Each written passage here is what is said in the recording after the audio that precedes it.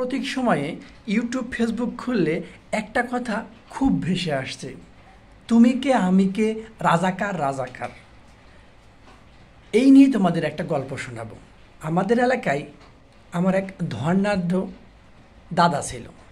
সেই দাদার অনেক সম্পত্তি ছিল এবং তার সেই সম্পদগুলো রক্ষণাবেক্ষণের জন্য তার অনেক পার্ট রাখতে হতো, অর্থাৎ কর্মচারী বা কামলা।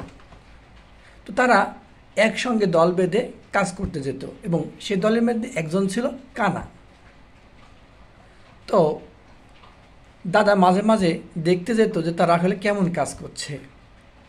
একদিন তাদের সবাইকে আগাছা নিড়ানোর জন্য, অর্থাৎ ফসল থেকে আগাছা বের করার জন্য লাগানো হয়। তখন দাদা যেয়ে দেখে কাজের অর্ধেক হয়ে গেছে। এখন সে কাজগুলো দেখতে দেখতে সেই ভুলগুলো বের করে যে এই লাইনে কে কাজ করলো, তারা উত্তর দেয় কানা। আবার বলে এই লাইনে কে কাজ করলো, বলে কানা। এই দিক দিয়ে কে কাজ করলো, কানা।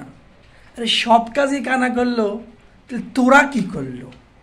তার মানে আমি বোঝাতে চাচ্ছি, কি বুঝতেই পারছেন, সব কাজই সব কৃতিত্ব আসলে কার সেটাই বুঝতে পারছে না।